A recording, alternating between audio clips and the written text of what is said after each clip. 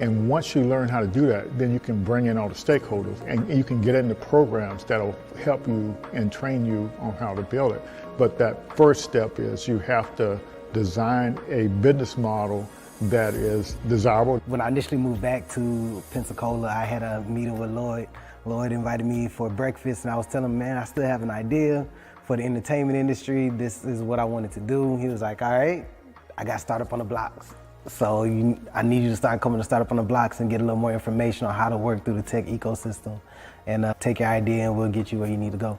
My company is called The Know, is an app that is streamlining business for the entertainment industry. Yeah, so if you're a musician, what you would do is pretty much jump on the platform, you'll create a profile, but the way we created the profile is pretty much a cleaner way. So now if they want more information about you, you'll connect your social media platforms, your streaming platforms, and that way they can go directly to it. What we also have included is your calendar. So pretty much you can set your days, you can set your price for your days and automate your booking. So initially talking to Lloyd, my idea was all here, it was there, it was over here, it was over there. It was like, all right, Quinn, I get it. You got a lot that you want to do, but we need you to bring it in just a little bit and then work on your pitch, your story, and how you're going to bring it full circle to get people to understand what you're trying to create. Most of the programs here wasn't inclusive, and so we said we'll focus on helping founders of color. We also start at the beginning of the thing, at the idea stage, whereas a lot of the programs you see here locally, they start after you're up, and that's not very efficient unless if you don't have a lot of money, you can't recover from your mistakes. And the Lean Startup system, it actually helps you make mistakes faster before you spend a lot of money. You don't actually start building anything until you got customer buy-in. There was a need for small businesses to bring brand awareness to their business. I see there's a lot of makers and bakers that they're making all of these goodies and these products, but they can't market it, they can't sell it at the same time, and there needs to be kind of that middleman, that middle person to help bring economic growth to some of the small businesses in Pensacola. So Taste of Pensacola, I came up with that idea during the pandemic when I saw things at that time that Amazon couldn't fulfill. They didn't even have those products, but the local people in the community, they did. And so there was a ton of people coming out saying, hey, I make masks. I'm like, wow, this is amazing. All the local people here that are just as talented that can actually make those products. And so I wanted to kind of showcase who they were. So with Taste of Pensacola, our income streams, we have several of them. We have the corporate America, we do corporate gifting, just regular consumers, different Pensacola natives that don't live here that want to purchase our boxes, like a taste of weddings, distribution. So we also do bulk sales. So for a private airline, if they want some local snacks and goodies on their passenger flights, they will come to Taste of Pensacola and we will source their vendors here locally. And we'll give a small business owner an opportunity to have reoccurring monthly sales.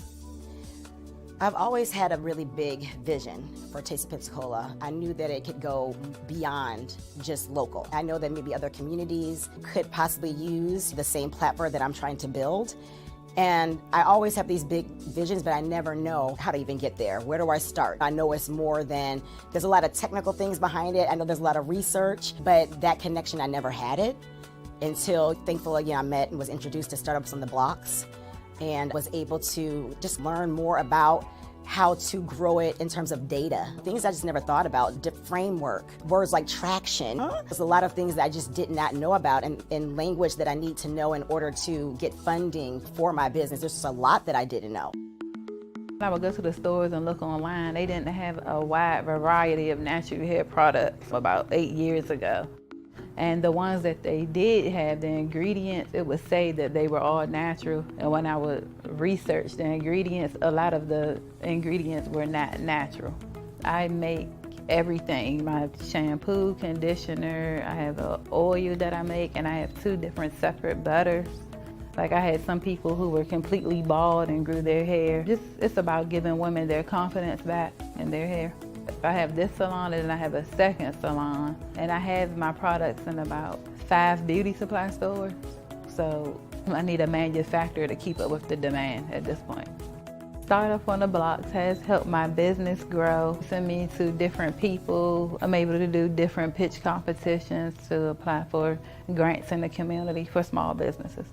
Lloyd's a really good person to connect with. He has a lot of resources here in the community that can help small businesses grow. If you have a product out there and you're trying to go big time, he's the person that you would want to meet with. So it's really important to have some type of support because 9 times out of 10, most founders start out on their own.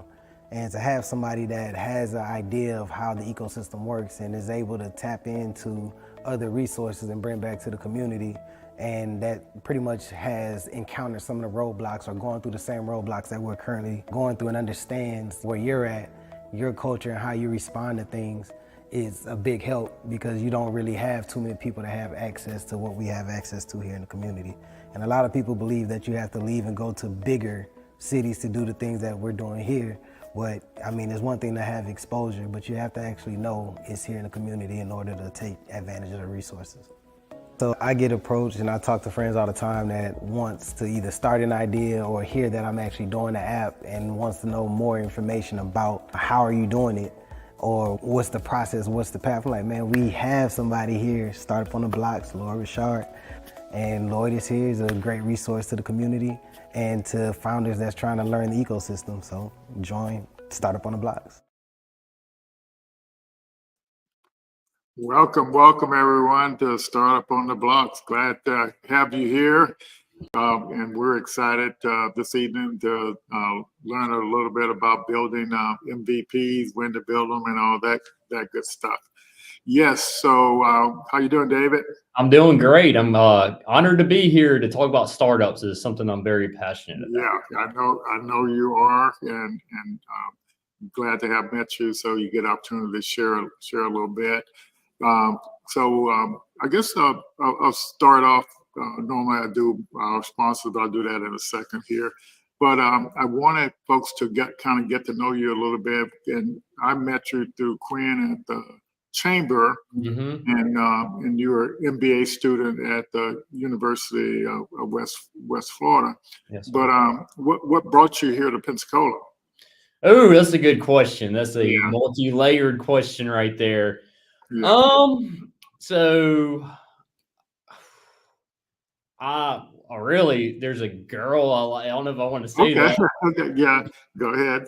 She was going to school here, getting her master's, and I needed to go back to school. I had previously I was in construction, and I'm a veteran, and I started getting into technology really when I had like a landscaping and construction business. I always had app ideas, and I was always too busy to work on them, and my business kind of downsized a little bit, and I was actually down in this area at the time, and I'm a veteran, so I get a GI Bill, and I figured the best way to get into tech is to utilize the next opportunity. I needed to go back to school and finish, so I figured the university would teach you how to, code and engineering and kind of get you plugged in with how software works. And so I kind of stepped back for a minute. I was teaching myself on YouTube coding and kind of like tinkering with it, but you really got to commit to it and start to learn. It's like endless because there's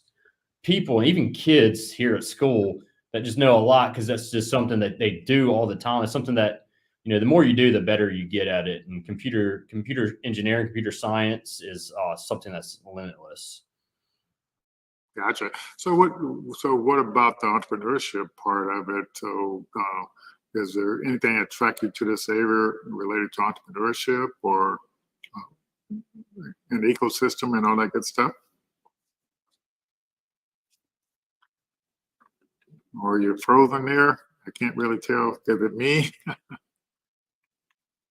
So let me check my speed here. Yeah, if you're not frozen, just go ahead and chat, and let's see what's going on here.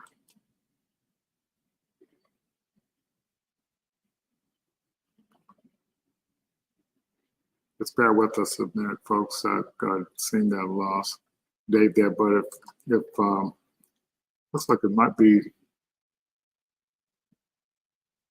Just want to make sure it's not my end.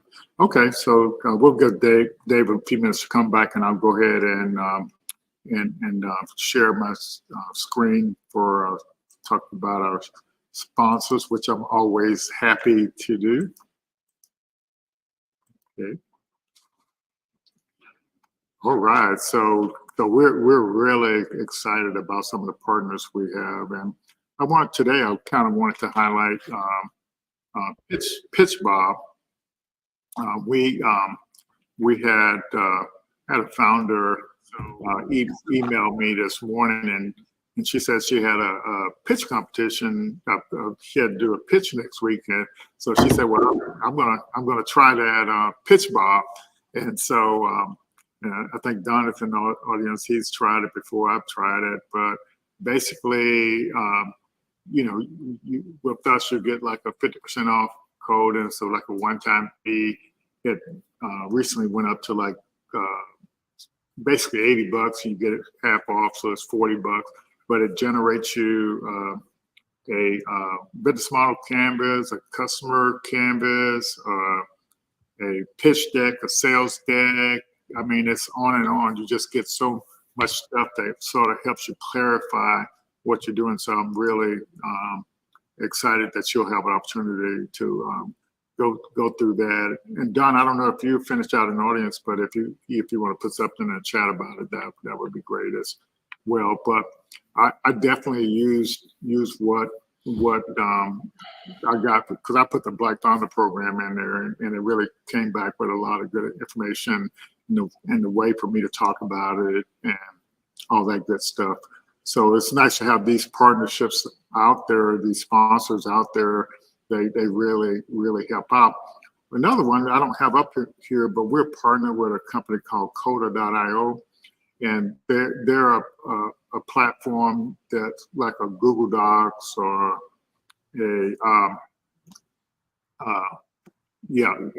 and so but the thing is, it allows you to pull information in from any application that's got an API. So it's like having Google Docs, Google Spreadsheet, Google Presentation, plus being able to pull all your information from your CRM system or whatever system you've got, as long as it's got an API. So David, in terms of you building MVPs, so like if you build an API around that MVP, then this with Coda, it'll actually, you can actually integrate that into Coda and bring your app data in there, and so you can see what kind of experience your users are having, and you can build AI models of that data. So our partnership with them, you get 6 months of Coda for free with unlimited AI. So inside the documents, you can actually do prompts and stuff. So and so it's totally integrated in there. Yeah. All right. So evidently Don doesn't have a raving reviews. He says it's pretty good, but we'll see how much he actually uses it or whatever. But it actually it's so what I like about it, it gives you a good start. So if you don't know how to create a pitch deck, if you don't know how to do this, you don't know how to do that, answer those questions from Pitch Bob, and it generates. But that's not all. It gives you like 5,000, those free, and some of the cloud servers. It's just got all kinds of benefits you get. So you spend $40, and then you get thousands and tens and hundreds of thousands of dollars worth of freebies as well as being a startup founder. Yeah. Yeah. So Don recommends using Slack. The founder, he recommends using what's the name of the program? Telegram.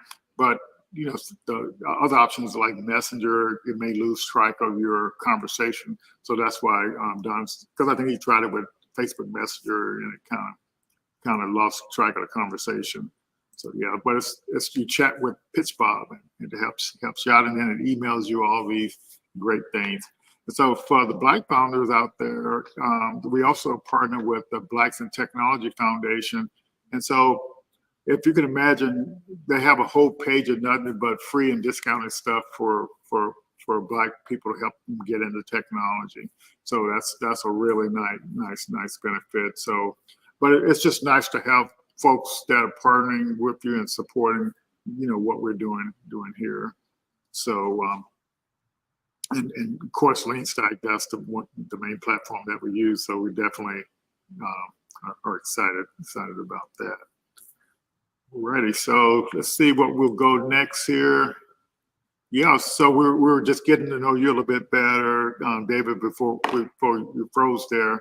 But what I was getting, the question I was asking you, we had talked before, and you were telling me what got you interested in entrepreneurship, and what motivated you to do all the things you're doing, and what even motivated you to join the chamber. That's the kind of questions I have. Okay, so if I interrupt me or get me to move on if I start talking too much. So I've been an entrepreneur for 10 years, probably a little bit long. I've been cutting yards since I was a kid, and I've always had cutting machines.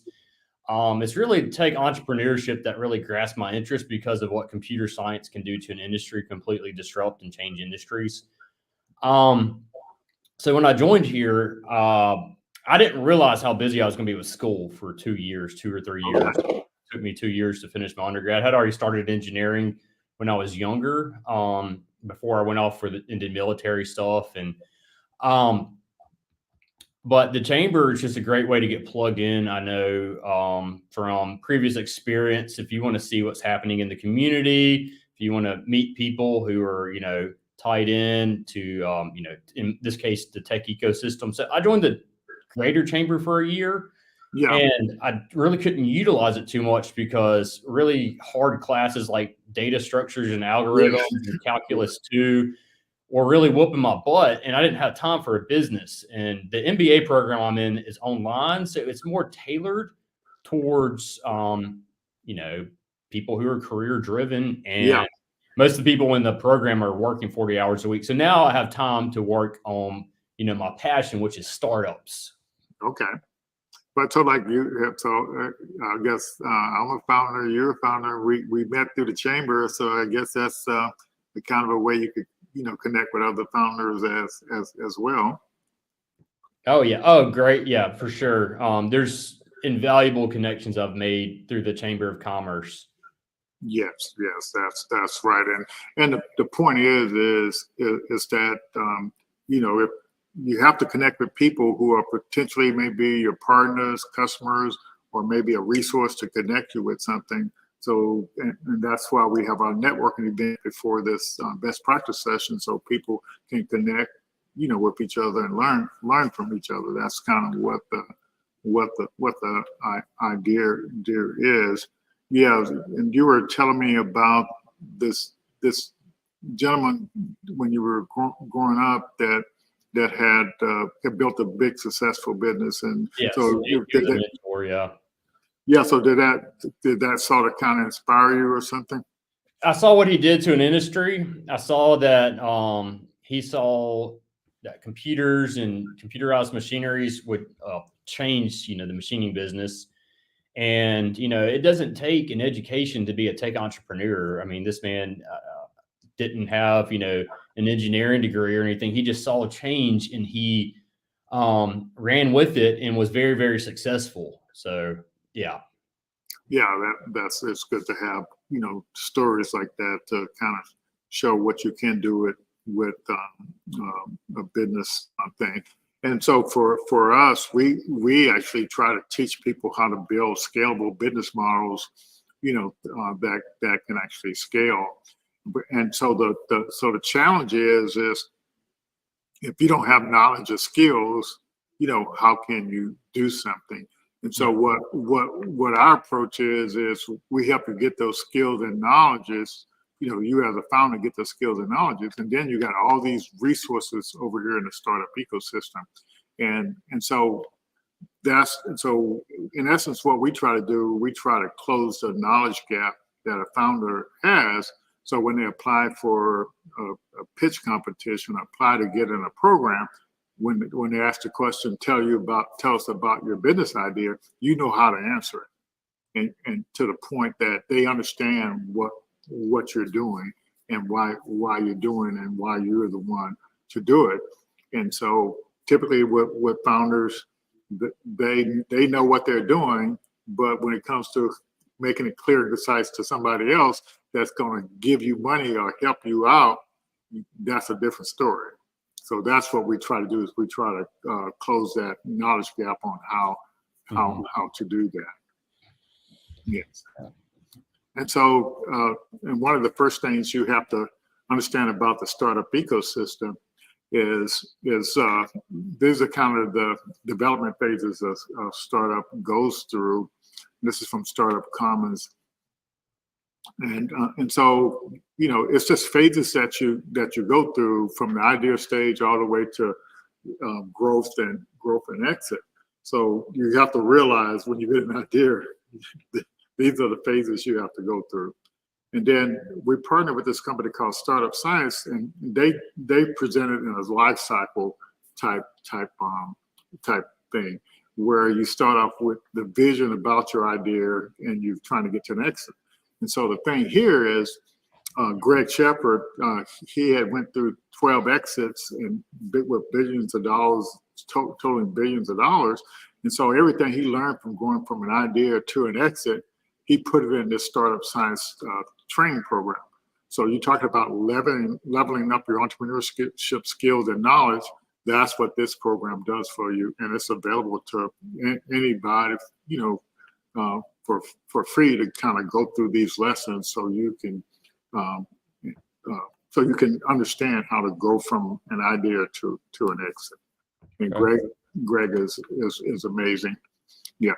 So, and then we come to looking at your startup and going through milestones. So we use the Lean Stack program to kind of teach this business model design.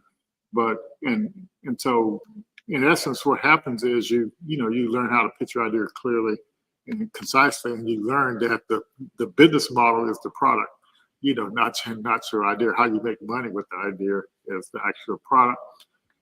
We have applications open for a 90-day program right now, a Black Founder program, and and then that's when you're getting ready to launch what you're doing. And so I want to go into a little bit more detail here. So in that, when you look at it from a milestone type thing, you have an idea, and then you have a goal for where you want to go with that idea.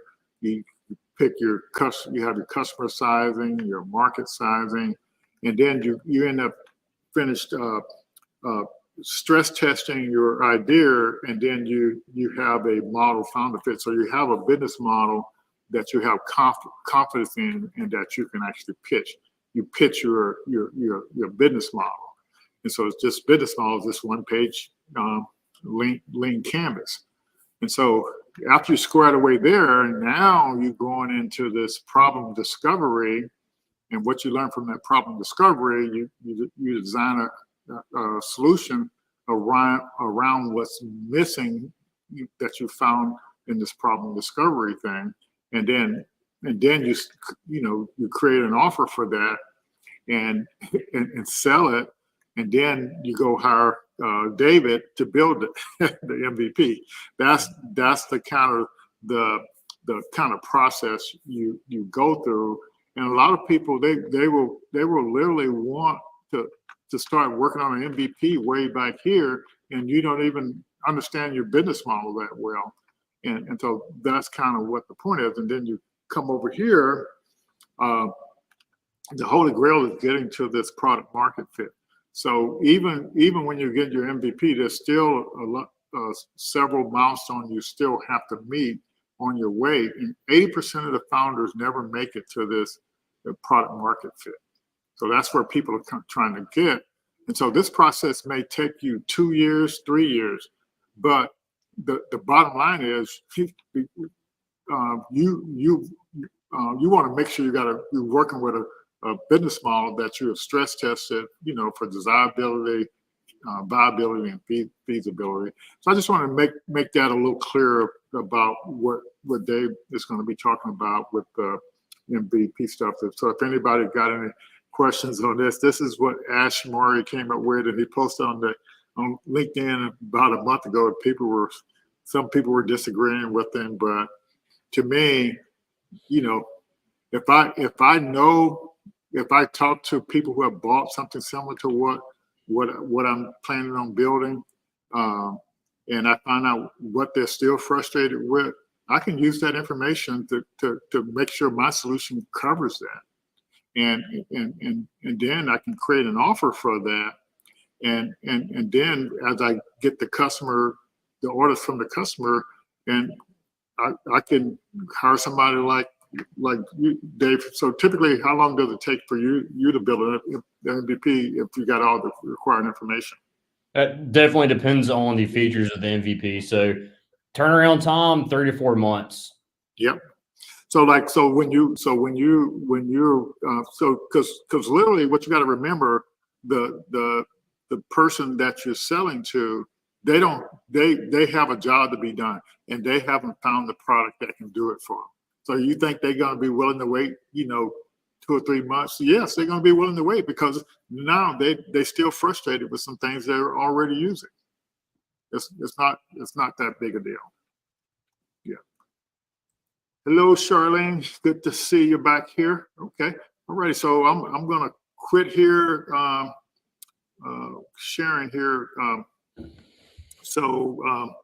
trying to think if there was anything else like in your founder journey. So what led? So you moved down here. You got your engineering degree and stuff. You want to just wait till you do your introduction slide to kind of give people a little more background about what you got, what your background is. I don't know what I said before I got cut off. Hopefully, I didn't embarrass myself. No, you're doing that under pressure. So yeah, anyways, you want me to go ahead and share your slides again, and then that way you can. I can hit the slides because I got everything lined out, ready to speak. Okay, all right. Yeah. So if you go ahead and select share screen and pull your slides back up there. Got slides. They should show up from here. So. When I got kicked off the stream, yeah, I gotta load them again. Let's see here, but it's not. No, you don't have to load them again. They're still there. They're still here. Let's see. Go back to presents, slides, portfolio. There we go. Awesome. So yes, startups mobile application is something that I'm just like very, very like enthusiastic about, something that is just, industry disruption. So I wanted to move to Silicon Valley at one point. You don't have to be in Silicon Valley to do a startup anymore. Maybe about 20 years ago, you had to be in Silicon Valley, but now everybody's remote.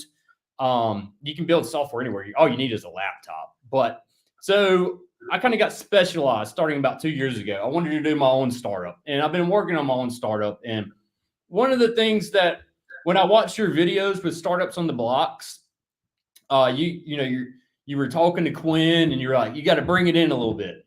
And I was talking to Patrick Rooney a couple hours ago, and Patrick knows me well, and I'm all over the place. So I literally picking ideas, and I started inventing a social media platform for students that changed for a social media platform that unites people from around the world. I realized that I don't know how to make money off it, so kind of put it on pause. And I was also, spending a lot of time and money on it. But once we got good at React Native, we were like, we can just develop other people's ideas and make money and work on our stuff on the side. So engineering technology, that's what I did. It's quote engineering for dummies if you're at UWF, but it's still an engineering degree to say the least. I was originally computer engineering. I was running out of GI Bill and I swapped to engineering technology, but I got a lot of the computer classes out of the way. And since I graduated, I've been working on computer science certifications. I did one at Harvard, and then I also got some other computer science certifications. I'm working on the free code camp and all that kind of stuff. It's good, but the real experience I get is from working on apps with my team. And the biggest thing that I found, and I've read this in business books and just from understanding, if you want to do something big and you really want to, if you want to actually scale and grow stuff, you need a team. So I have a team right now, and 2 guys right now, they're actually business partners in Pakistan. So Sultan and Sean. So Sultan became the chief operating officer. I've I've been building apps since I came to UWF. I actually got plugged into, there's the software developers, they have all of these communities. And so I wanted to build my own smartphone app for the construction business when I was in the construction business. So I just downloaded, first it was Xcode, which is building iPhone apps. And I'm just like watching YouTube videos and banging my head on the computer, trying to figure out how to code. I joined this Facebook group and became friends with another guy who built iPhone apps. And then he had another guy who was in Uganda, and he was helping us build iPhone apps. And he helped me build and launch my first app that really, it wasn't sophisticated. It was an electronic signature app for contractors. And it was a subscription based. I made like $1,000 on it. And I kind of quit developing on it because I got distracted and came back to school and all that. But it was a good experience. But I'll use talent at UWF for my app that was in the newspaper. There's this really, really smart kid. He's not a kid. He's 20, 21 now, but Christian Marcelino, computer engineering major. He helped us release our app that we did for the Pensacola Beach Chamber of Commerce, the one that was in the newspaper. But I just took on another intern, Antonio. He knows software, even though he's a mechanical engineering major. He's I call a software engineer intern. He's not ready to code because the React developer, Sultan and Sean and myself, we kind of move along with projects. So he can still meet with clients, figure out scope of work and all that kind of stuff. So let's go to the next one. Why do an app? And I saw, I think it was just good luck that I saw some of these videos before I came here. An app is not a good idea for everybody. So if, I'm in some networking groups and some people, they build websites. Websites are great if you got like, a couple of restaurants or whatever. If you're the real reason for an app, there's tons of reasons for an app, but what can you do with computer science is really the question. So I can't speak on software that is under development for clients per NDA. I can speak on abstract things, such as, say you have a business and you are currently have a subscription-based software that you're using to run your business, and that subscription base is a lot of money, and it's more economical for us to build you a business solution, which we can build MVPs that do that. In the long run will save you money. Also, in that case, this is for a business, for example. If you understand, if you're working in a business, and I love your speech earlier, Lloyd, about understanding the industry and understanding the scope of work. So I was definitely an ideal person. I still am before I became an engineer. And one of the things is, I love how Jeff Bezos said this: ideas are cheap. It's 99% implementation, 1% idea. Building software is a lot of hard work. Granted, there are some good ideas out there, but a lot of times, just like you said, Lloyd, you have to like really understand the problem in the industry and start building a solution for it. So if a client has been in the industry for 10 years, they're going to know what the perfect software is. And I've been in vending machines, I've been in construction, I've been in landscaping. And every time I was working on those businesses, I was like, okay, I could have an app that manages, my clients. I could have an app that, manages. I'm doing a vending machine app right now for one of my own things. But then you got the more things where it's not for a business that you're in. You had an idea like the Uber people. Or Snapchat or something that's just cool and unique, and users would use it. That's a great idea for an app. So, a website, if you have a DJ service and if you just want to like have a portfolio of what you do, and a website is good for that. And we don't really do websites too much. We do apps because we're React Native specialists. Say you're a DJ though, and you have an idea for the music industry. That's a good idea for an app. So I put this right here, thinking of building a tech company, not an app. And when you get plugged into the startup ecosystem, you start to think like that. I always direct people to write a business plan and go to the SBDC, the Small Business Development Center, to meet with a consultant and map out how to turn this into a business. An app is more, when you build an app, it's got a lot of, it's developer heavy, but also you need marketing people. And you're going to wear a lot of hats when you're doing the startup. You're going to do marketing. You're going to do accounting for it, which, it's not making any money. It's an expense at first, but it's released, and then you make money, and you got to figure out how to do all that. But if it grows, you're going to need a CFO at some point. Think of it as a tech company. Uber did not look at it. They see themselves as a technology company, and not an app. Which an app, that's the product, and that's the services is a software service that you're providing to people.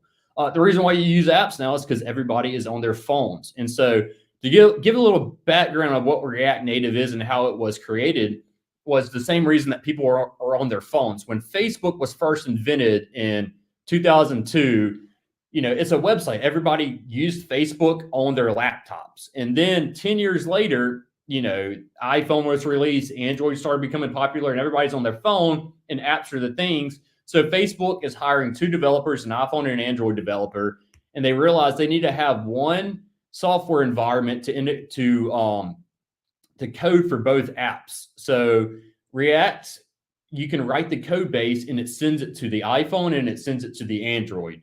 And they did that because everybody's on their phone. I don't ever get on my computer to use Facebook. Sometimes I do, if I'm needing to market or whatever, but I'm mostly just on my phone now. So that's, people are still on their phones all the time. Apps are what take up people's time and whatnot. So that's an app I did after I graduated college with my undergrad degree. I always wanted to start, kind of getting more active and building my portfolio and building apps. So I went to Jessica Simpson at the Pensacola Beach Chamber of Commerce. I told her, because I had joined the chamber, and I said, I'm done with the hard stuff now. I need an app to build. And so she was like, we got the pub crawl coming up, and we can do a virtual pub crawl. So we did the first virtual pub crawl for the Pensacola Beach after 37 years of the St. Patty's Day pub crawl. So we did that. They put it in the newspaper. It was good publicity for us. It showcased that, we can build stuff from now on. So this is just something I've been working on. After I have been developing relationships with people in other countries, I realized that it's just, we code together, but I'm also learning about other cultures. And I wanted to do an app where people can learn about other cultures. I don't know how it's going to make money, so I put it on the back burner, and I'm building another thing right now. Besides, most of the time I'm busy with clients, but it's cool. Still an idea guy at heart, so I still got ideas I'm working on. Let's go to slide number 4. And okay, so app ideas. Here's some bullet points I have to go over with an app idea. And this is the number one thing that people want to know about and need to know about. Even though I said ideas, are cheap, ideas are actually very valuable, and they're intellectual property. So I don't mean to bash that right there. And we sign NDAs with our clients, and we also suggest that if you have an app idea and you're serious about it, you should get NDA. You should do an NDA first. And how I do it when I meet with somebody is, the first call, if I'm messaging somebody or somebody calls me out of the blue, and I set up, what I do is call number 1. As I say, on this call, you're not going to tell me anything about your idea. I'm going to explain to you the process of getting an app, how, the timeline, what it costs, things you should be doing, like meeting with the SBDC. I'll refer them to Nevin Schaefer, who's a patent attorney, if they want to learn more about protecting their idea. Nevin also has a book called Protect Your Great Idea for Free. It's a great book. He's over in Gulf Breeze. Look him up, Nevin Schaefer. And you can read his book, and a lot of the stuff you can do on your own. So copyright, so you got copyright and you got patent. So it's really easy to copyright code. Patent, you can still patent code or patent an idea. It needs to be very specific though, and it doesn't work for abstract things. And I was watching a great YouTube video on this. So say you had an idea for buy high and sell low. that's not patentable because it's abstract. Say that you came up with a solution for a piece of equipment that requires software and it does a specific thing, or your idea, you can still copyright mobile apps. It just needs to be very, very specific. And you should do research on it. And I talked to a lawyer about this last week. If you're going to patent an idea, if you want to patent a software idea, they suggested that you go through the process. If you're going to be the founder of an idea, you go through that USPTO process yourself. You go to the USPTO website. You can get a provisional patent. And Nevin always says this. You can always start the patent process, and it will say patent pending by your idea, and that can wean off competitors because they see that you're already working on it. But it does show a level of commitment to your idea to go out and get a patent for it. Trademark, just trademark your brand just like you would with a regular business. So, there's patent lawyers out there. Nevin Schaefer is local. He's involved with the college. He came and spoke at the Entrepreneurship Club. He speaks to the engineering students at their last semester about protecting their ideas and all that. Okay, so I know that Lloyd speaks about this, and I'm sure everybody's familiar with the MVP. Minimum viable product, the most basic feature that you can get users on, and specifically if you're speaking of growing an app idea, and one of the reasons why I put my Unify social media platform on pause is because I don't know how I'm going to monetize it yet.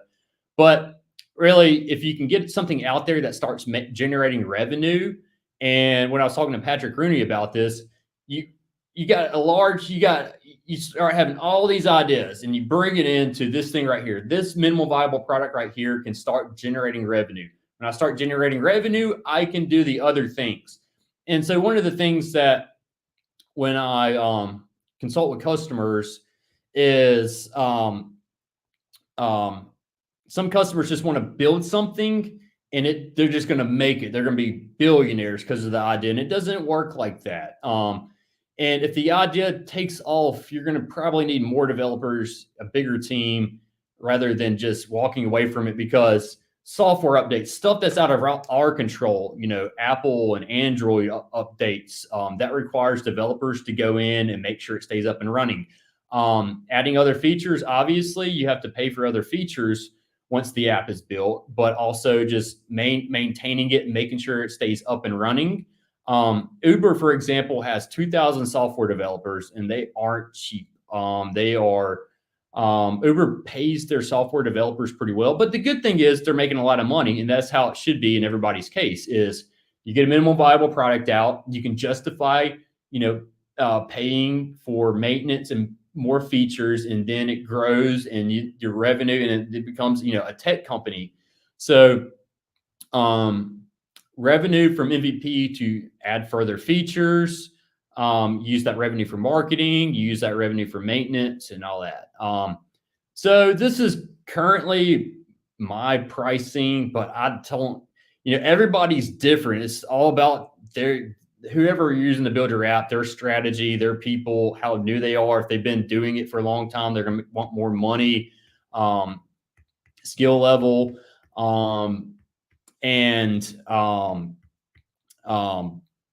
so for a low end app, $3,000, $6,000, up to $6,000. It depends on the number of screens and what you have integrated into your app. Does it have a maps feature? What kind of data does it take? What type of how complex the app is? Obviously, it's going to be more. How many screens it is, and I finally got my price list of what to charge for development fees, and I've been cutting people deals. I'm just building my portfolio right now, so certain people I work with, just because I want people to be involved in the startup culture, and I truly would love doing this more than working a 9-to-5. So I love helping people out with their app ideas. So it's based off of features and complexity. So cost of building an app. You got the hosting, you have the back end, you have the initial development cost. So hosting, for example, we're doing $200 a year right now to make sure your app stays up and running.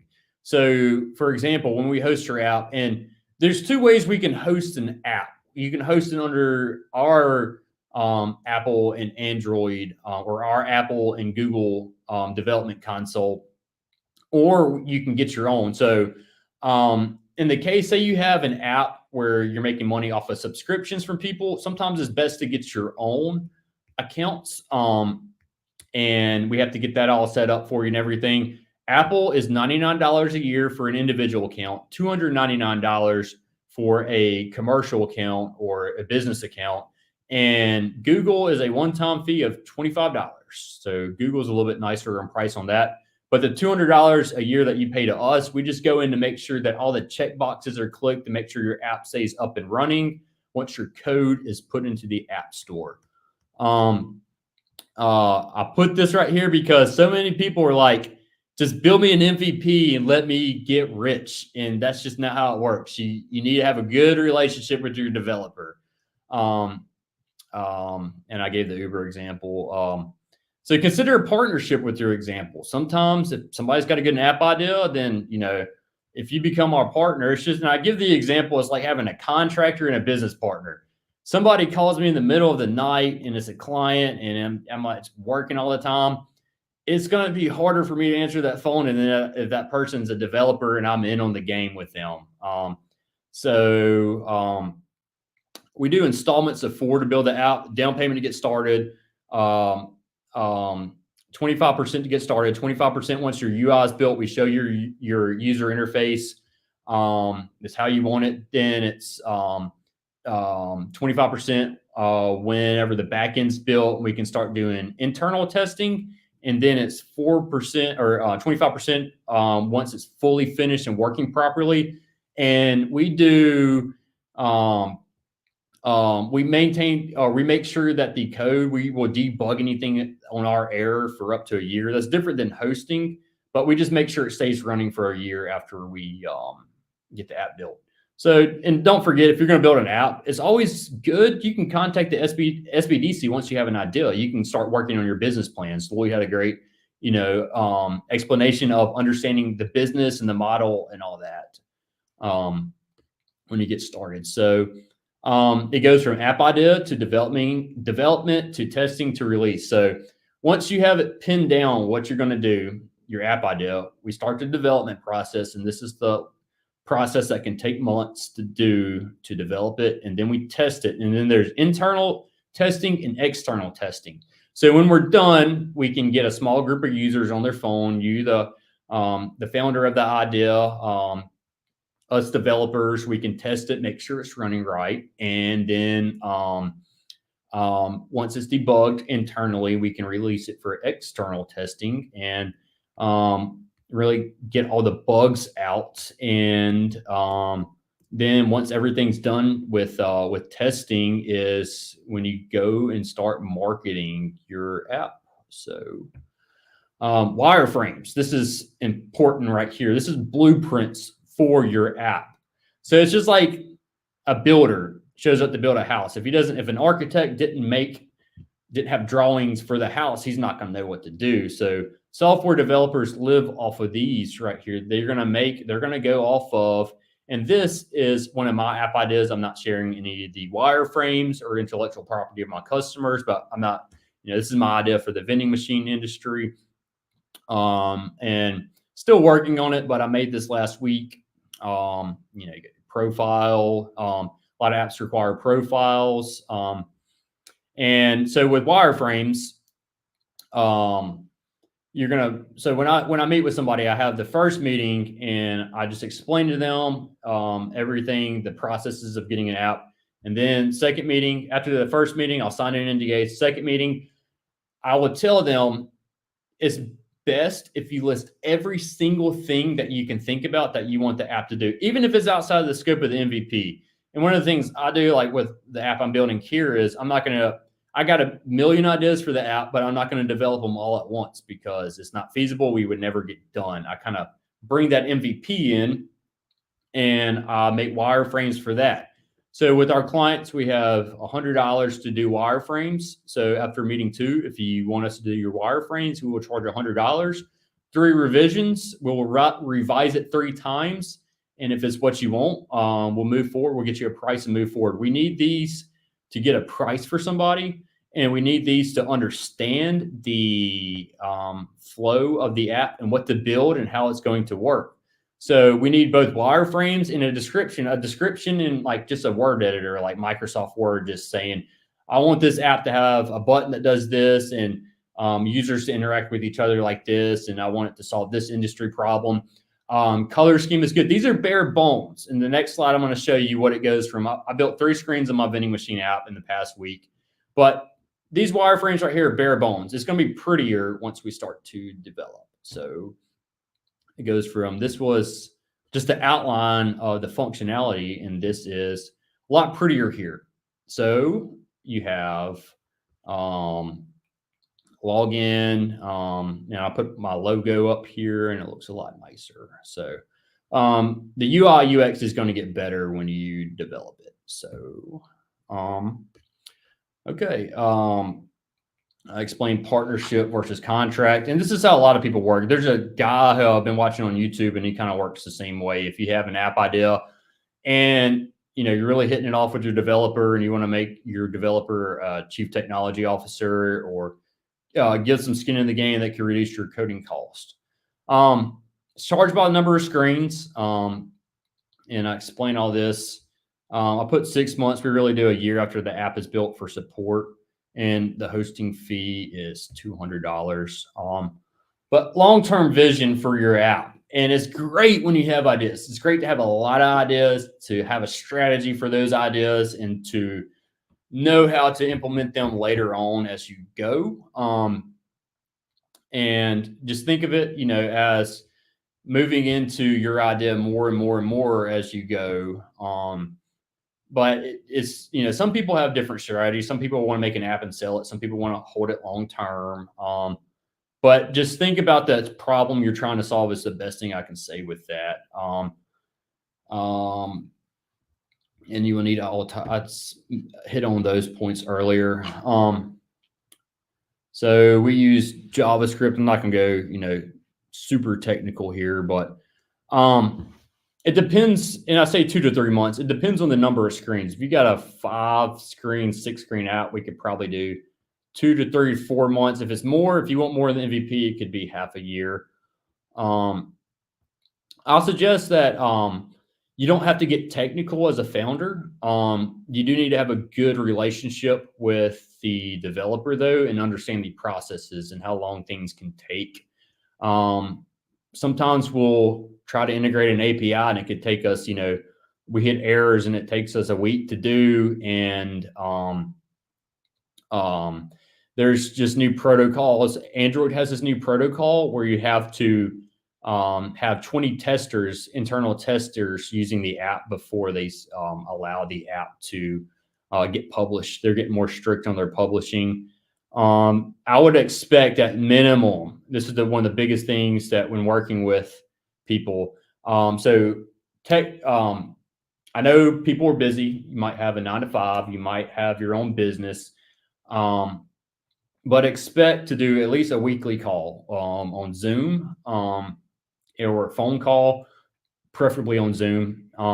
And things can be bottlenecked. So if developers need to understand something more, and you send them a text message, or a developer sends you a text message and it takes you 5 days to respond, that's 5 days that nothing could get done on the app, because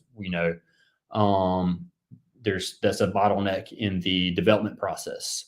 So let's see, that's my team right here. That's Sultan, that's Sean.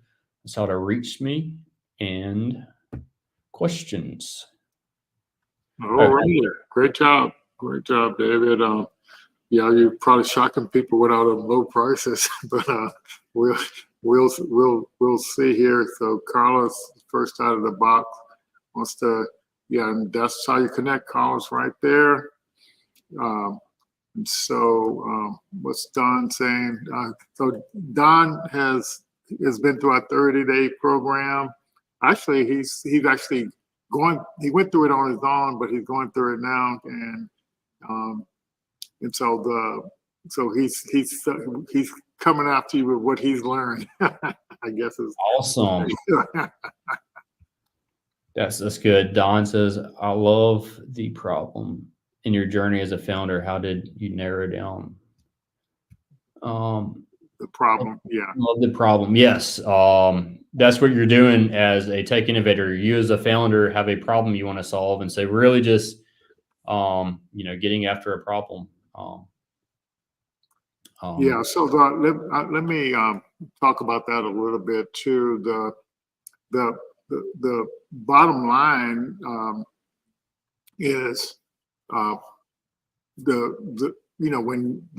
when you first, after you introduce on yourself when you're pitching, or when you doing a elevator pitch, or when you're doing a 3-minute, 4-minute, 5-minute business model story pitch, the first thing they want to know is what the problem is.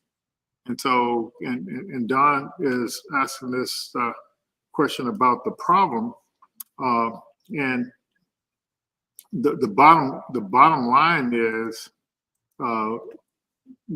you have to. So typically, you don't start doing something until you see what you figure out there's a problem. So you kind of have an idea what you think the problem is, but then what I've been telling people is, and with ChatGPT is so much easier now, and Gemini and Perplexity and Claude, all you have to do is say, like do a prompt, say, tell me what the pain points of all the stakeholders in the particular industry you're going to be working in, and it's going to list all those pain points, and that's what they're struggling with.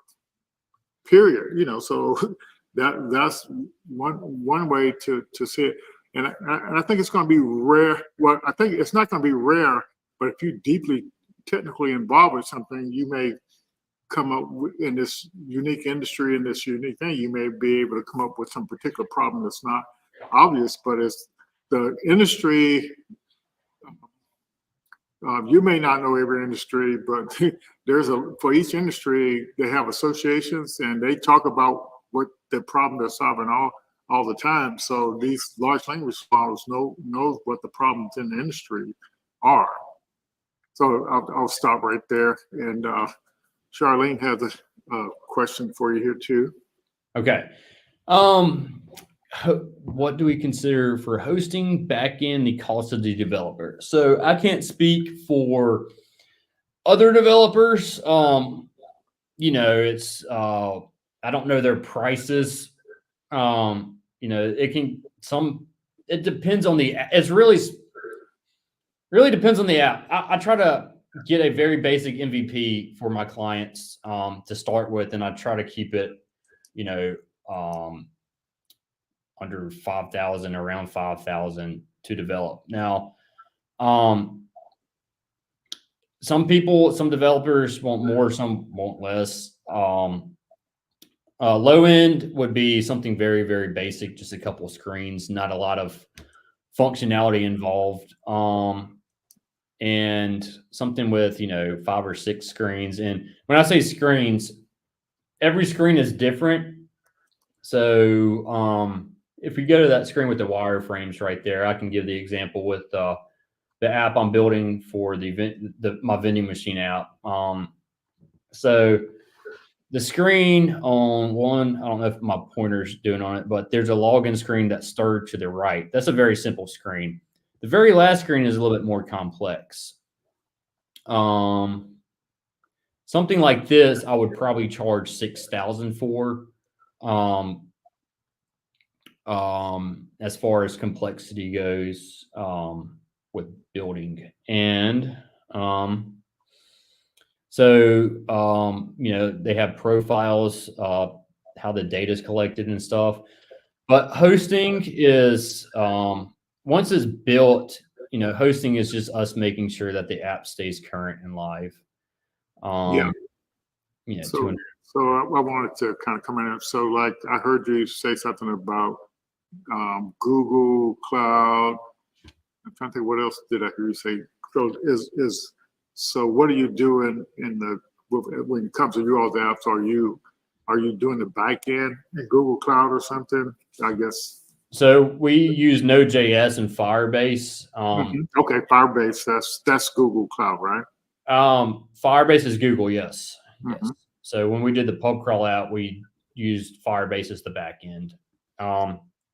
So back end cost is a good question because theoretically you want your app to have a lot of users. The more users, the more data it takes, the more you get charged. And unfortunately, big tech owns server farms. That's where, whenever you upload a picture, it just doesn't go into the clouds. It goes to a server farm. And the more users and the more data it serves, the more it costs. And I've read about apps that are $100,000, $200,000 a year in server costs. But you should, if you got an app that's moving that much data and having that many users, you should be generating profits way greater than that.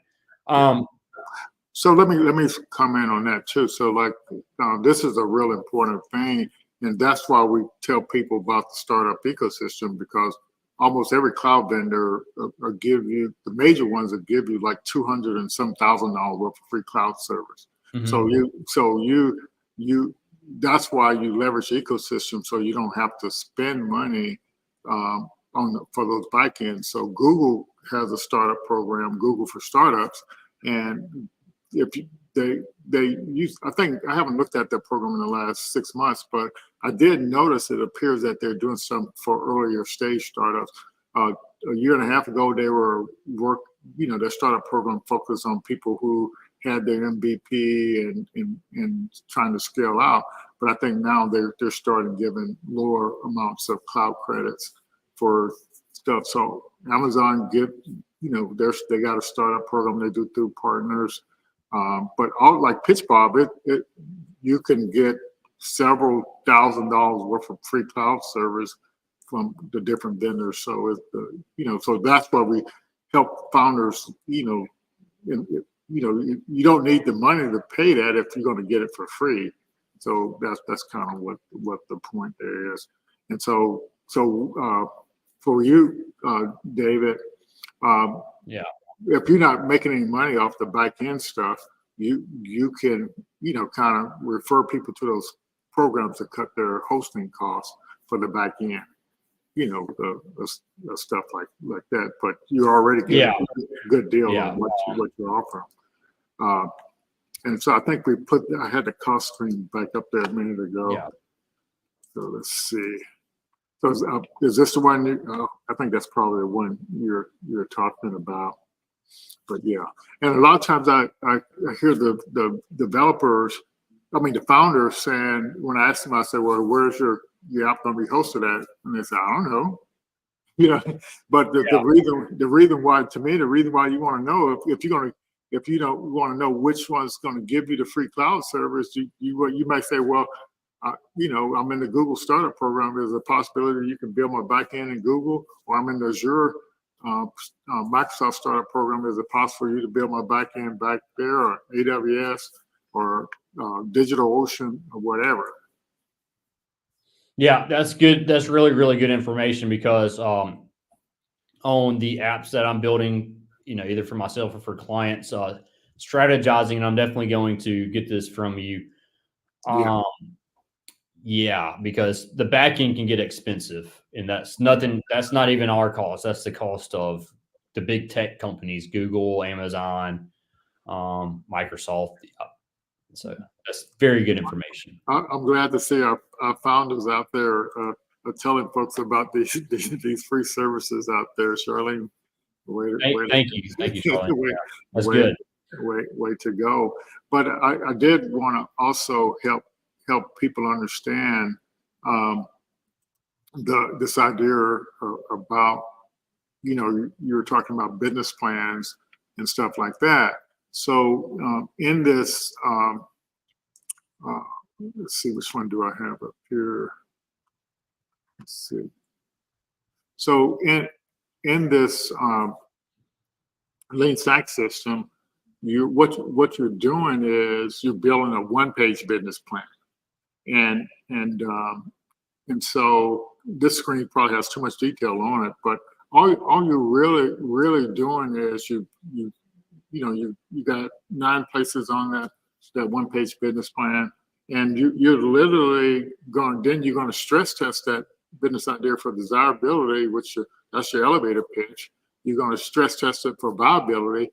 That's when you put in there, what goal are you going to go for money-wise, and then and you put your pricing in there, and then based on that information, the tool in the Lean Stack platform, based on your goal, it'll come back, work backwards 3 years, and tell you what to do each month in order to meet your goal.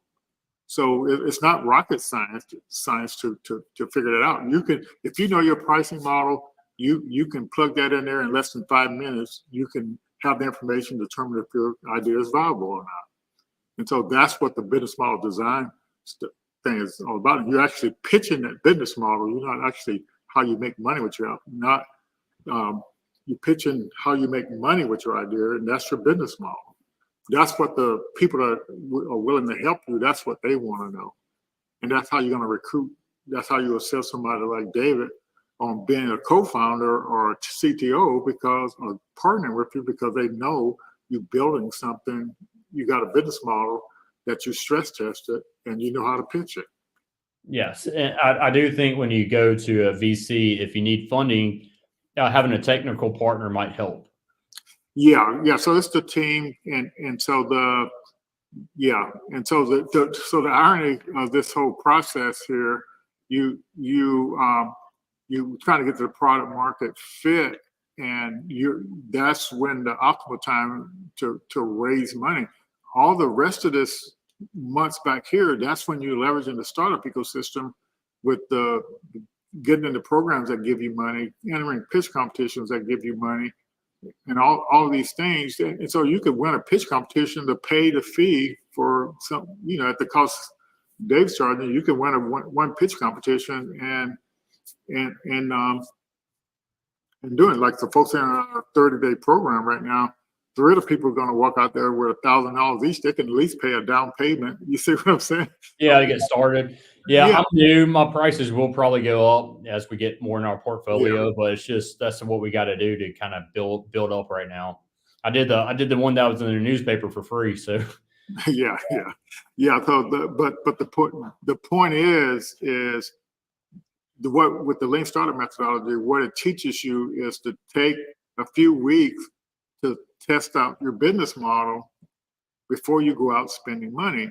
And so literally this curve here is a traction curve, but it also represents your growth and your money. You see it's I don't know if you can see this well, but this is like $10 million on your recurring revenue. So you start off, you have expenses and everything, but that's why you leverage these free programs. So you can cover some of this time and stuff here while you're building up your customer base.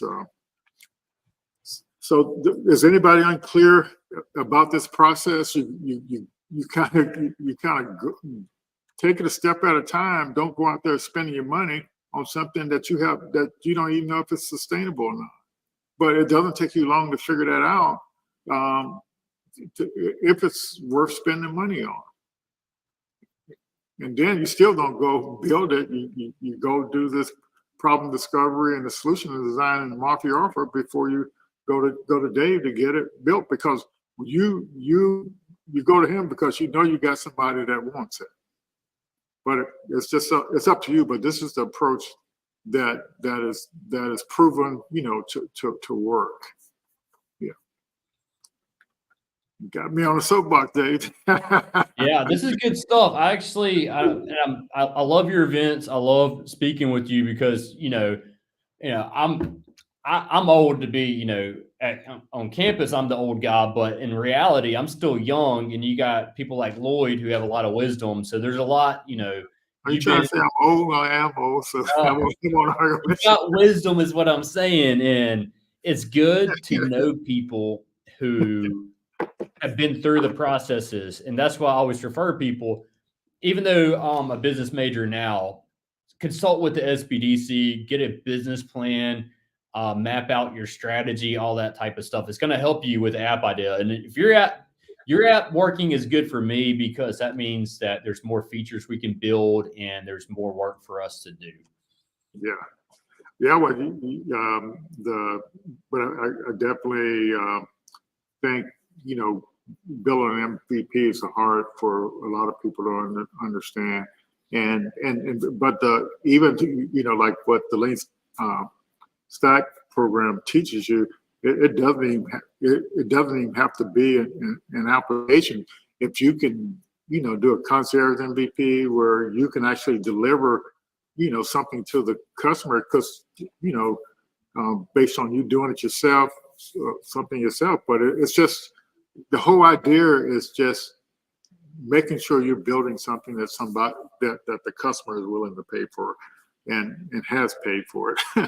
Yes. Yeah. But I think folks got a sense of some options, to do, and yeah. So it's a learning process, but that's why you participate in events and with other founders and see what they've done, so you don't have to make the same mistake. Go through the training program. So yeah, the knowledge is there, and so for all this business model stuff and how to make sure you're building something that's viable, you can know that in a matter of a couple of weeks or less. Why not take the time to do that? So we'll, you go to kakuinstitute.org, get started, and we can get you into the training program where you can, use all these tools. The Startup Science has tools to use. I mean, it's just, why would you go out there making it hard for yourself when the people who already done it before, got the tools you need to help you make the decisions and move forward? Absolutely. Yeah. All right. Are any more questions out there in the audience? So I guess if you all need to get a hold today, let's put his contact screen back up there for a minute, and we definitely appreciate it. But I did want to ask, how did you end up meeting the guys in Pakistan? So the same way I met my friend who built the app with me 4 or 5 years ago, online developer communities, and React Native has an entire Facebook group, and you make a post, you're struggling with this, you can start messaging people. And, developers now are just, we're friends with people all over the country or all over the world. So, hit it off with my business partner, Sultan. He brought on Sean, and just good people. I'm actually going to be going over there to meet them in October. So, fantastic. Yeah. So you'll get a chance to kind of see what the country is like and what the developer community is like, and that's the whole thing, is connecting with people, to have these relationships to kind of move forward. Absolutely. Yeah. All righty. I don't have anything else, and I guess the audience quieted down a little bit there, so I guess we can. I made Don B laugh, so that's good. Yeah, Don is. He's been working hard. So far, he's got the most number of points in our Lean Stack system. He and with JD, I think they're working on a team in there. They kind of blew up the charts. That's good. On there, so they've been working hard, and it's gonna pay off for them. All righty, thank you all very much, the audience. Thank you all for joining in. Don't hesitate to reach out, and Dave, we appreciate you coming on. If you hold on a second, I'll go ahead and end the broadcast. Farewell. So see y'all next week. We have Besa Peterson. We call her the modern day hidden figure. She's like a genius in her own right. So she has some updates. She was on earlier this year. So I'm hoping she's launched her product, and so we can start seeing what she's doing now. All right. Bye-bye, everyone.